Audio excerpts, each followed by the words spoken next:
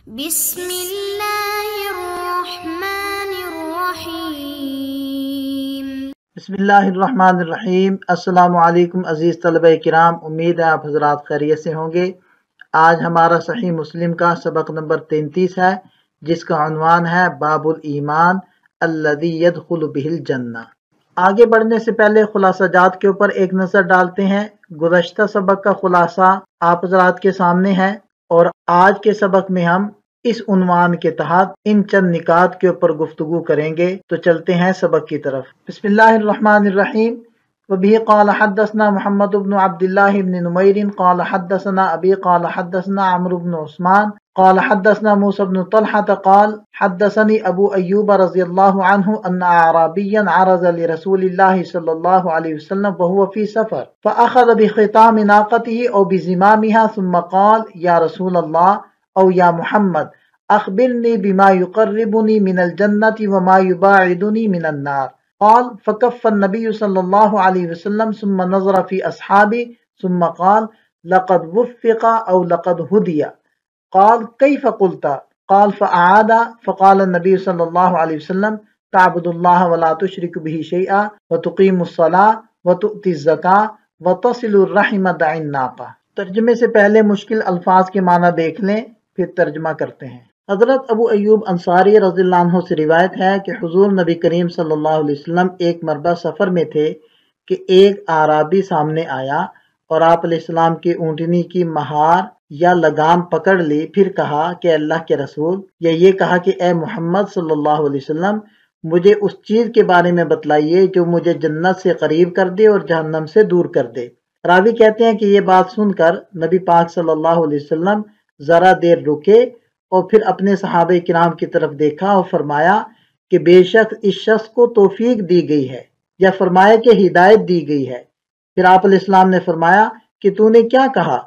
उसने दोबारा वही बात लौटाई तो आपने इरशाद फरमाया, अल्लाह की इबादत और बंदगी कर, इसके साथ किसी को शरीक मत कर, नमाज कायम कर और ज़कात अदा किया कर और सिला रहमी किया कर, ऊँटनी को छोड़ दे। तर्जमे के बाद अब हम हस्बे आदत रुवात के ऊपर बात करते हैं। हदीस बाब की सनद में 5 रुवात हैं।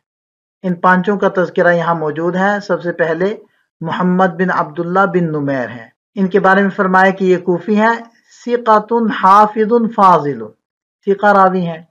दूसरे रावी हैं इनके वालिद गिरामी अब्दुल्ला बिन नुमैर, ये नुमैर तस्गीर है, और इनके बारे में भी फरमाया साहिबु हदीस सिक़ा और मिन अहली सुन्ना मिन किबार, तो ये भी सिक़ा रावी हुए। तीसरे रावी हैं अमर बिन उस्मान, तो इनके बारे में फरमाया कि ये भी सिक़ा हैं, और ये आगे उनके कुछ असाज़े किराम का तज़किरा है और आगे इनके कुछ शागिर्दों का तज़किरा है। चौथे रावी हैं मूसा बिन तलहा, तो इनके बारे में फरमाया कि ये भी सिक़ा हैं और जलीलुल क़दर रावी हैं, और आगे इनके असाज़ा और शागिर्दों का तज़किरा मौजूद है। इसी तरह आखिरी रावी सहाबी रसूल हज़रत अबू अय्यूब अंसारी रज़ियल्लाहु अन्हु हैं। ये उनका तारुफ करवाया है कि खालिद बिन ज़ैद बिन कुलैब बिन सालबा बिन अब्द औफ, इसी तरह इनका सिलसिले नसब ये भी मज़कूर है। और इनके बारे में फरमाया कि अंसारी थे, खजरज कबीले के थे, बदर के अंदर आप अलैहिस्सलाम के साथ शरीक थे, बदरी सहाबी हैं, और जब आप अलैहिस्सलाम मदीना तय्यबा तशरीफ लाए थे तो 1 महीना इनके घर में मेहमान रहे थे। फिर मस्जिद नबवी तामीर की गई। यहाँ इस सनद की कुछ खुसूसियात को जिक्र किया जा रहा है कि एक तो यह है कि ये मुसन्निफ रहमतुल्लाह अलैह की खुमासियात में से है। दूसरा ये कि इसके जो रिजाल हैं वो सियाह सित्ता के रिजाल है, सिवाय अमर बिन उस्मान के, कि इमाम बुखारी रहमतुल्लाह अलैह इनके साथ मुतफर्रिद हैं, और मुसन्निफ रहमतुल्लाह अलैह और इमाम नसाई रहमतुल्लाह अलैह।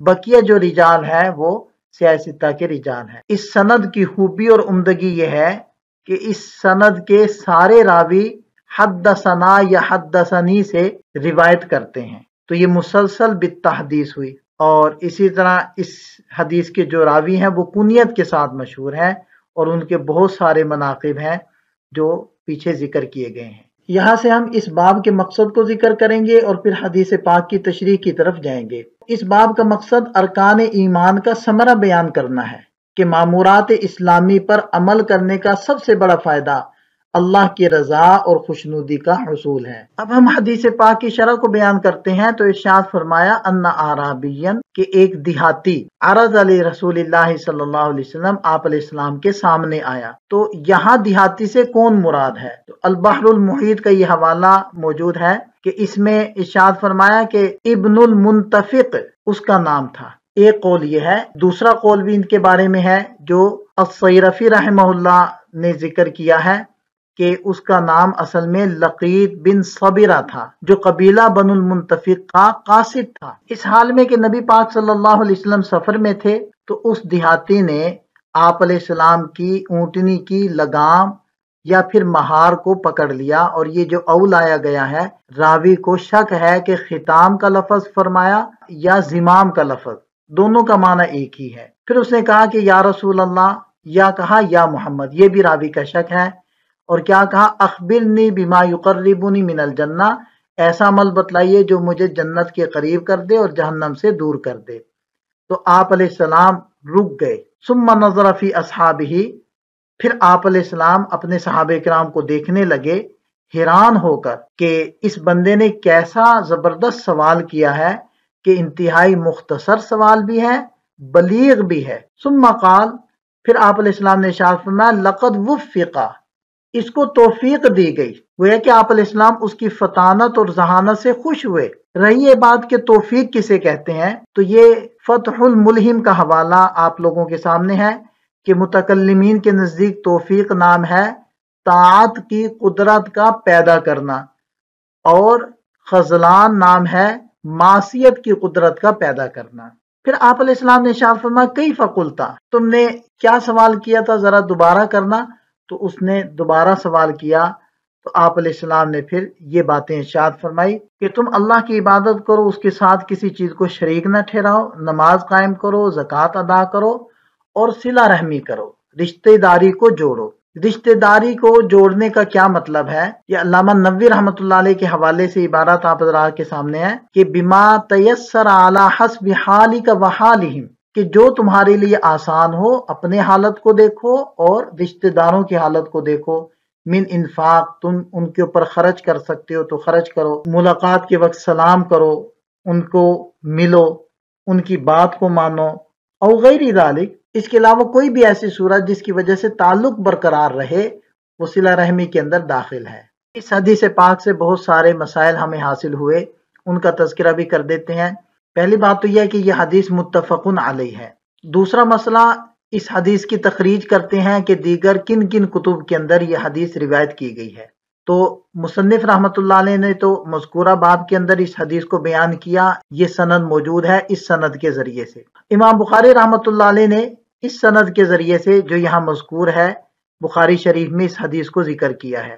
امام احمد رحمۃ اللہ علیہ نے اپنی مسند میں، مسند احمد میں اس کو ذکر کیا، اور اسی طرح امام نسائی رحمۃ اللہ علیہ نے اور ابو نعیم رحمہ اللہ نے، ابو عوانہ رحمہ اللہ نے اپنی اپنی مسندات کے اندر اس روایت کو ذکر کیا ہے۔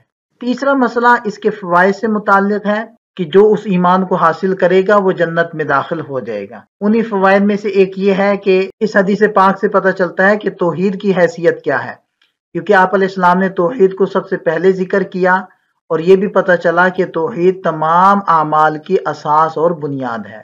پھر اسے یہ بھی پتہ چلا کہ نماز بھی فرض ہے، زکوٰۃ بھی فرض ہے، اور ان کی اہمیت اور فضیلت کا ہمیں علم حاصل ہوا۔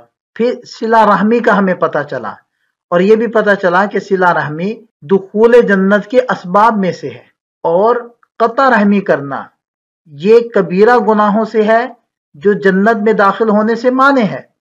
جیسے کہ یہ حدیث پاک آتی ہے کہ لا يدخل جنت قاطع، یعنی قاطع رحم، کہ جو رشتہ داری کو توڑنے والا ہو، کاٹنے والا ہو، وہ جنت میں نہیں جائے گا۔ اسی طرح اس حدیث پاک سے ہمیں پتہ چلا کہ حضرات صحابہ کرام میں جنت میں داخل ہونے کی رغبت اور حرص کس قدر زیادہ تھی، اور وہ ڈھونڈا کرتے تھے کہ جنت میں داخل ہونے کے اسباب کیا ہے، اور جو حقیقی معنی میں عقل مند ہے اس کے لیے یہی لائق ہے کہ وہ اپنے آپ کو ایسے اعمال، ایسے افعال اور ایسی مباحث کے اندر مشغول رکھے جو جنت میں داخل ہونے کا ذریعہ ہیں۔ جو لغویات ہیں اور فانی مباحث ہیں ان کے اندر اپنے آپ کو لگانے سے احتراز کرے۔